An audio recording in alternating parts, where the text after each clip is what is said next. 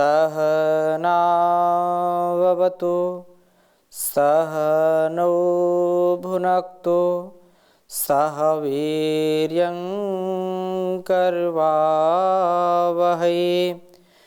तेजस्विनावधीतमस्तु मा विद्विषावहै। ओम शांति शांति शांति। वैदिक जीवन पद्धति की इस कक्षा में आप सबका हार्दिक स्वागत है, अभिनंदन है। हमारा स्वाध्याय निरंतर चल रहा है और हम ऋग्वेद के प्रथम मंडल के लगभग 40-42 सूक्तों तक हमने स्वाध्याय किया है, जो प्रमुख मंत्र थे। बहुत ही सुंदर यह उपदेश परमात्मा का हम सबके लिए है।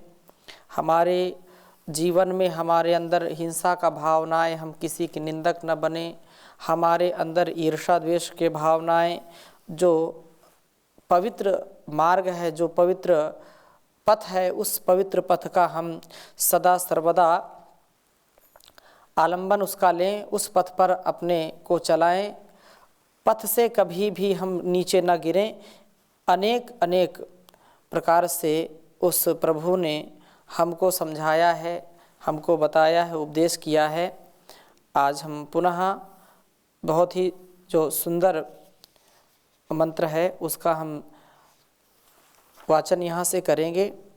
सुपथ से चलना, ये तो हमने पढ़ करके, और आगे हम अपने स्वास्थ्य के लिए भी जागरूक रहें। अपना तन और मन जब स्वस्थ रहता है तो हमारा सारा कार्य ठीक ठीक चलता है। बिना तन और मन के स्वस्थ किए बिना वो चल नहीं सकता है। तो जो सात्विक भोजन है उसकी चर्चा यहाँ की है, और सब जानते हैं कि आहार हमारा अच्छा होना चाहिए, विचार अच्छा होना चाहिए, संस्कार अच्छा होना चाहिए, समस्त कार्य हमारे अच्छे हो जाएंगे। पिछली कक्षा में थोड़ी सी हमने चर्चा की थी और ये कहा था हम संकल्प करें कि हम सात्विक भोजन ग्रहण करें, कभी भी ऐसा आहार ना लें जो हमारे लिए तन और मन दोनों के लिए, क्योंकि अन्न का प्रभाव विशेष पड़ता है हमारे शरीर में, हमारे मन में। उसी का अगला मंत्र है, हमारा जो उदर है वो ठीक रहना चाहिए। तो इस पर हम इसको, मैं पहले मंत्र को लिख देता हूँ, फिर चर्चा करूँगा आपके समक्ष।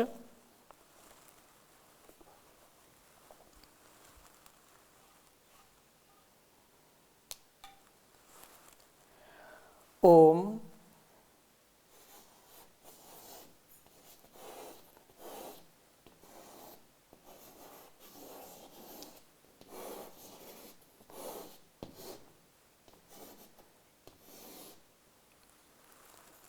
शक्धि पूर्धि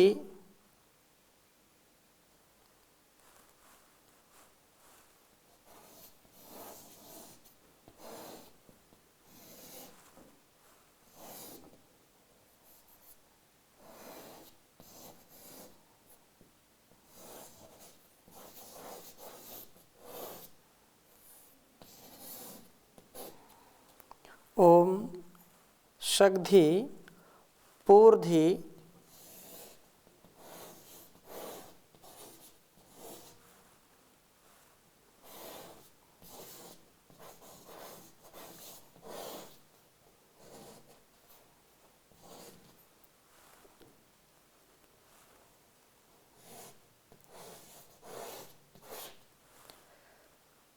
प्रयंसी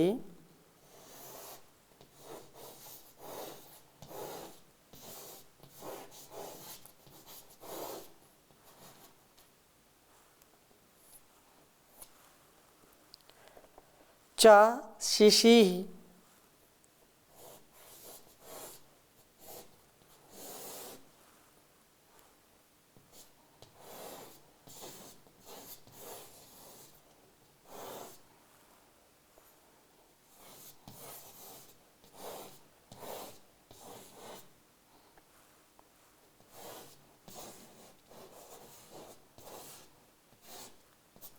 शिशीः प्रास्युदरम्।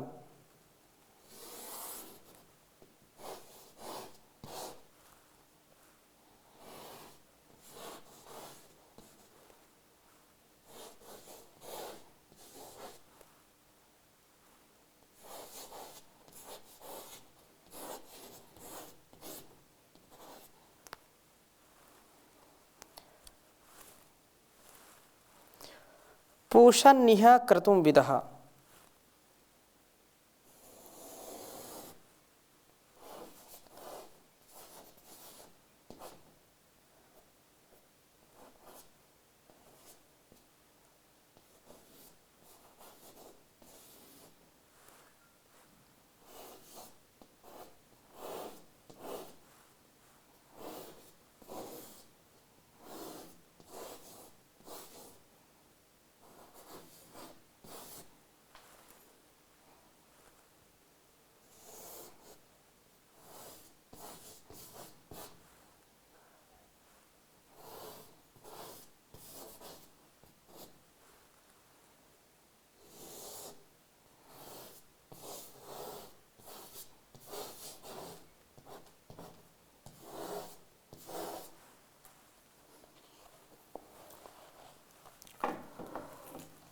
ओम शग्धि पूर्धि प्रयंसी चा शिशीः प्रास्युदरं पूषन्निह क्रतुं विदः। ओम शग्धि पूर्धि प्रयंसी चा शिशीः प्रास्युदरं पूषन्निह क्रतुं विदः। बहुत ही सुंदर मंत्र है। शग्धि पूर्धि प्रयंसी चा शिशीः प्रास्युदरम पूषन्निह क्रतुं विदः। भावार्थ पर थोड़ा सा चिंतन करते हैं कि वेद मंत्र का संकेत क्या है हमारे लिए। जैसे पहले मंत्र में कहा था कि हमारा आहार बहुत ही सात्विक होना चाहिए और सोयवस जो हमारे लिए हर प्रकार से आरोग्यता को प्रदान करने वाला है, ऐसा आहार हम ग्रहण करें। और यहाँ पर क्या इस मंत्र में विशेष बात कही कि हे पूषण, हे पोषक प्रभु, आप शक्ति हमें शक्ति संपन्न कीजिए। शक्ति से ही तो आगे बढ़ना संभव होगा, शक्ति से ही हमारे जीवन का अस्तित्व है। यदि हम शक्तिमान नहीं होंगे, बुद्धिमान नहीं होंगे, बलवान नहीं होंगे तो हमारे जीवन का कोई लाभ नहीं होगा। शक्ति जिसके पास होती है उसी से सारे कार्य सिद्ध होते हैं।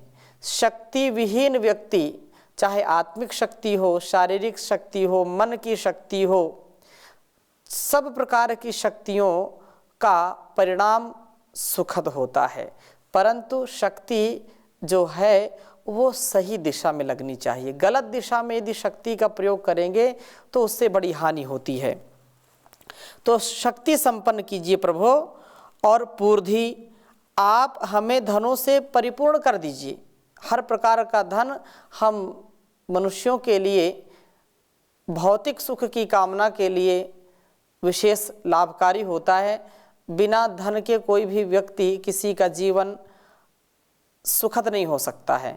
हाँ, कुछ लोग धन, रुपए, पैसे, धन, सोना चांदी आदि को मानते हैं, वो भी एक धन है। और एक जो अपने सामर्थ्य का धन है, बल का धन है, अपने ज्ञान का धन है, ब्रह्मचर्य का धन है, सदाचार का धन है, अच्छे विचार का धन है, ये भी बहुत बड़ी पूंजी होती है। ये आवश्यक नहीं है कि जो व्यक्ति बहुत धनाढ्य हैं, बहुत पैसे वाले हैं, वो हर प्रकार से धन से युक्त, हर प्रकार के धन से नहीं हो सकता है। तो हमारे अंदर चरित्र का, सदाचार का, करुणा का, प्रेम का, स्नेह का भी धन होना चाहिए। ऐसा नहीं कि भौतिक धन तो हमने खूब इकट्ठा कर लिया है लेकिन हम भावनाओं से कंगाल हैं, भावनाओं से हम शून्य हैं, ऐसा कभी नहीं होना चाहिए। तो हमको धन संपन्न बनाइए।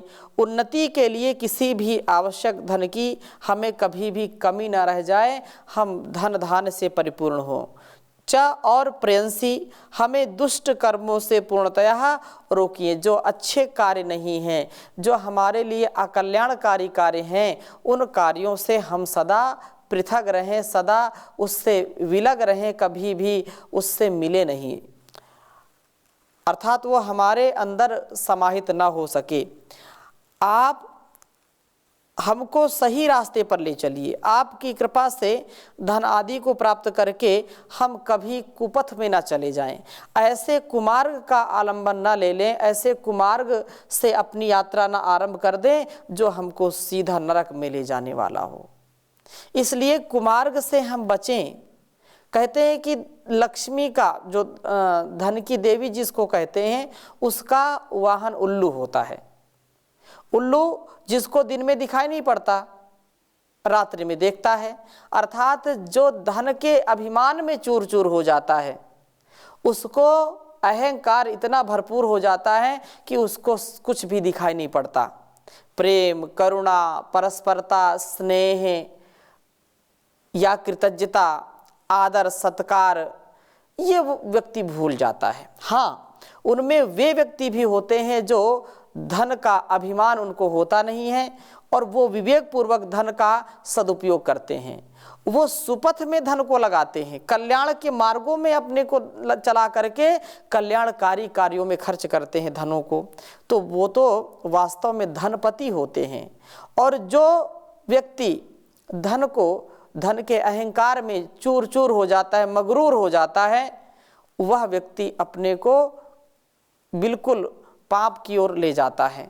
उस धन को वह विलासिता में खर्च करता है, धन को अहंकार की पूर्ति में खर्च करता है, धन को अपने ऐशो आराम के लिए खर्च करता है, यश कीर्ति के लिए खर्च करता है, दीन दुखियों पर कभी खर्च नहीं करता, भूखे को कभी रोटी नहीं खिलाता है।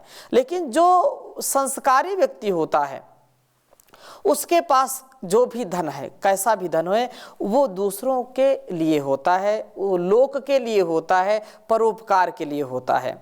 तो इसलिए वेद में कहा है कि हमको, हे परमपिता परमेश्वर, धन आदि हमको प्राप्त कराइए और दुष्ट मार्ग से हटा दीजिए। शिशी ही आप हमारी बुद्धियों को तीक्ष्ण कर दीजिए। मंद बुद्धि ही तो हमारे मार्ग भ्रंश का कारण है। पथ भ्रष्ट हम हो जाते हैं जब हमारी बुद्धि ठीक ठीक काम नहीं करती है। और उदरम, हमारे उदर को प्रासी, न्यूनता से रहित कर दीजिए, उसका पूर्ण कीजिए। उदर के कारण शरीर में विविध रोगों की उत्पत्ति हुआ करती है और तब शक्ति क्षय होकर के सब प्रकार से अनेक रोग उत्पन्न होते हैं और यह अवगुणों का उद्भव का भी उपक्रम होता है। शरीर का जो महत्वपूर्ण, वैसे तो सब अंग महत्वपूर्ण माने जाते हैं, लेकिन यदि पेट हमारा ठीक नहीं है, यदि हमारा उदर नहीं ठीक है, आज तो लगभग 90 से 95% लोग पेट की बीमारी रहते हैं। उनको कभी कुछ, कभी गैस, कभी अपच, कभी खट्टी डकार, कभी कोलाइटिस, कभी अल्सर, कभी पेट जो है किडनी में समस्या, कभी लीवर में समस्या। अलग लोगों को अलग अलग बीमारियां रहती हैं। लेकिन यदि वह आहार पर नियंत्रण करेगा, अपने विचार पर नियंत्रण करेगा, तो निश्चित रूप से उसका उदर भी ठीक रहेगा। पेट दुरुस्त तो शरीर तंदुरुस्त। पेट यदि ठीक नहीं है तो शरीर भी तंदुरुस्त नहीं होगा, हृष्ट पुष्ट नहीं होगा, शरीर में अनेक प्रकार के रोग अपने आप आने लगते हैं। इसलिए पेट का ठीक होना परम आवश्यक है। और अच्छे आहार से, अच्छे विचार से, विचारों का भी बहुत बड़ा प्रभाव पड़ता है हमारे पेट के ऊपर।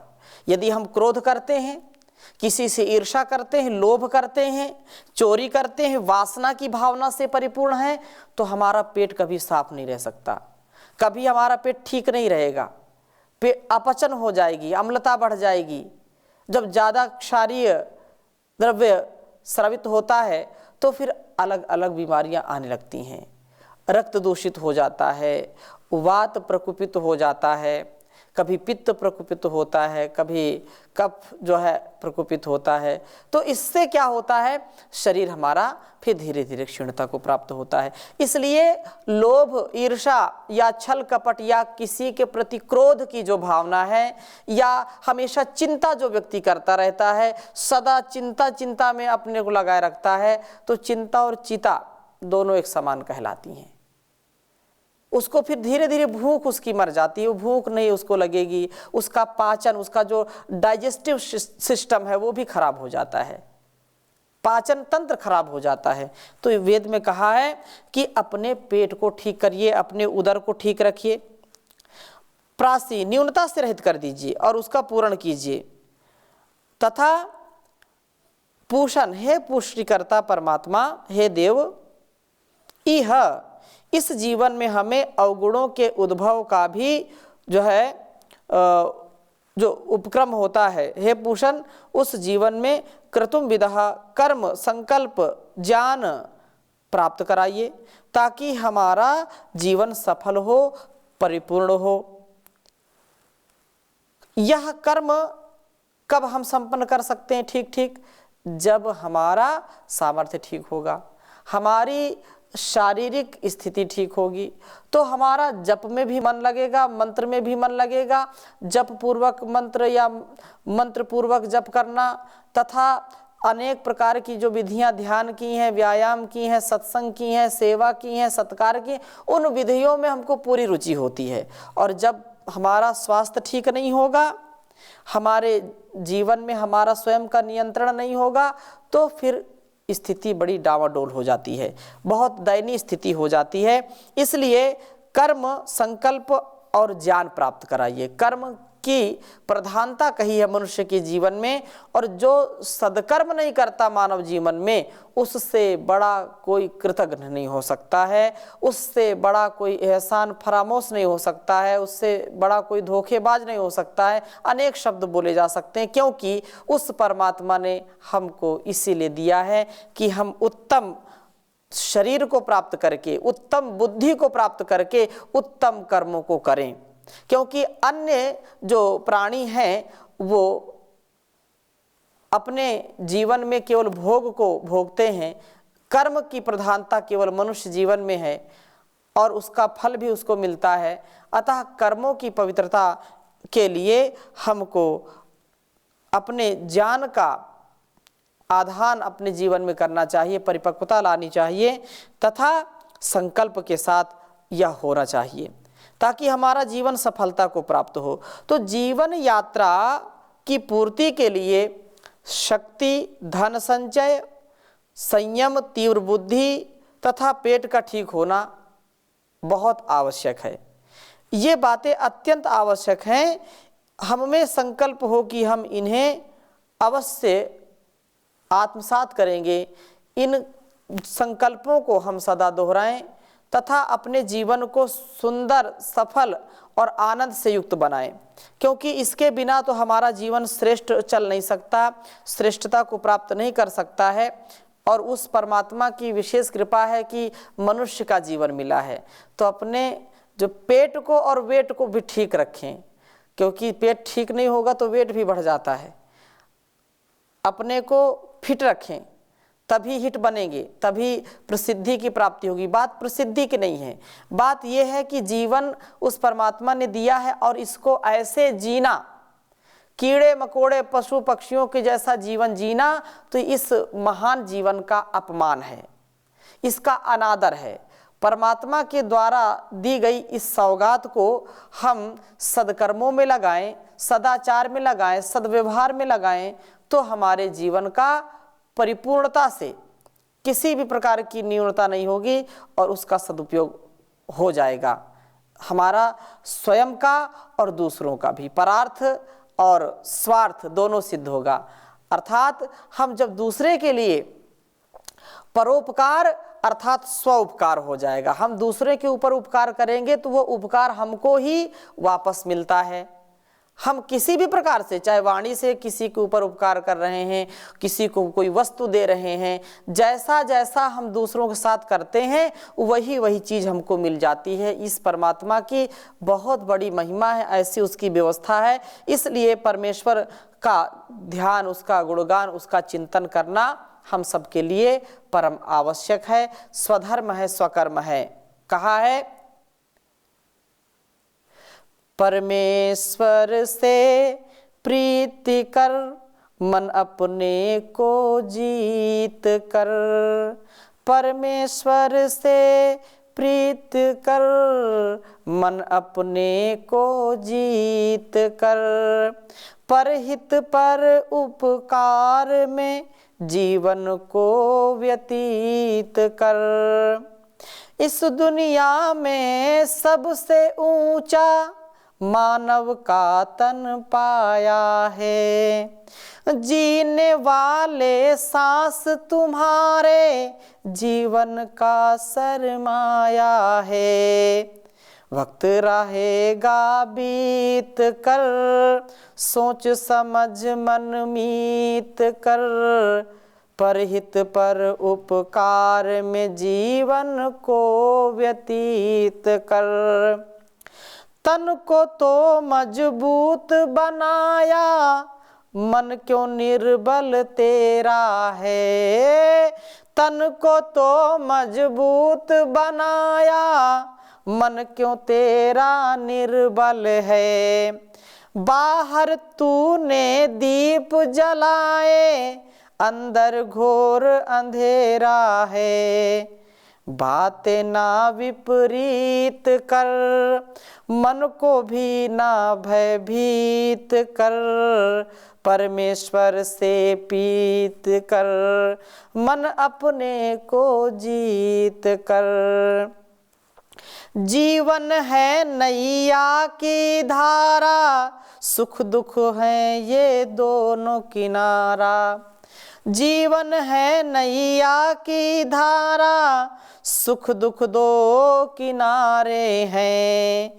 इसी के अंदर आते जाते कितने जन्म गुजारे हैं। वर्तमान संगीत कर, सफल भविष्य अतीत कर। परमेश्वर से प्रीत कर, मन अपने को जीत कर। आलस्य अज्ञान के कारण धर्म कर्म सब भूल गया। धन दौलत को सब कुछ समझा, इस झूले पर झूल गया। आलस और अज्ञान के कारण धर्म कर्म सब भूल गया। धन दौलत को सब कुछ समझा, इस झूले पर झूल गया। शुभ कर्म संगृहीत कर, मुक्ति पथिक निर्णीत कर। परहित पर उपकार में जीवन को व्यतीत कर। परमेश्वर से प्रीत कर, मन अपने को जीत कर। परहित पर उपकार में अपने जीवन को व्यतीत कर। हम अपने जीवन को परहित में, दूसरों की भलाई में सदा लगाते रहेंगे। इस पथ पर जब हम आगे बढ़ेंगे तो ही जीवन का कल्याण होगा। और कोई उपाय नहीं दूसरा कि हम कोई बिल्कुल स्वर्ग से कोई उतर करके आएगा और हमारी पूरी रक्षा करेगा, नहीं। हमको अपने जीवन की, अपने जगत की, अपने शरीर की और संसार की रक्षा करनी है। इसीलिए परमात्मा ने इतना उच्च मस्तिष्क दिया है, उच्च विचार दिए हैं और जीने का आधार दिया है, सुंदर शरीर दिया है। मनसा वाचा कर्मणा, हम अपने जीवन में सुदृढ़ता लाएं, परिपक्वता लाएं। एक पल के लिए भी किसी प्रकार से हमारा जीवन नष्ट ना होने पाए। और जब इस पथ पर हम आगे बढ़ेंगे तो हम देखेंगे कि हमारे आहार, हमारे उदर, जो हमारा पेट है उसके लिए अनुकूल होने लगते हैं। हम जब ये कहें कि यस्मिन् सर्वाणि भूतानि आत्मन्यवानुपश्यति सर्वभूतेषु चात्मानं ततो न जुगुप्सते, तो जब सब में हम परमात्मा का दर्शन करेंगे, उसका स्वरूप देखेंगे, तो हमारे अंदर के दोष अपने आप क्षीण होने लगते हैं और इन दोषों को क्षीण करके विशुद्ध आत्मा हम बन जाते हैं, पवित्र आत्मा बन जाते हैं। निष्काम भाव हमारे जीवन में उतरने लगता है, जिससे हमारा हर प्रकार से कल्याण होता। कभी भी अकल्याण हो ही नहीं सकता जब उसकी हम शरणागति को प्राप्त करते हैं। इस प्रकार से यह हमको समझ में आना चाहिए। एक पल के लिए भी इससे विपरीत जीवन नहीं जीना चाहिए। और जैसे हम कहते हैं कि जब जागें तभी सवेरा, जग गए तो फिर सवेरा आएगा, अर्थात नींद से अखियां हमारी खुलेंगी तो निश्चित रूप से। आज की चर्चा को यहीं पर मैं विराम देता हूं। शेष चर्चा नए मंत्र के साथ अगली कक्षा में करेंगे।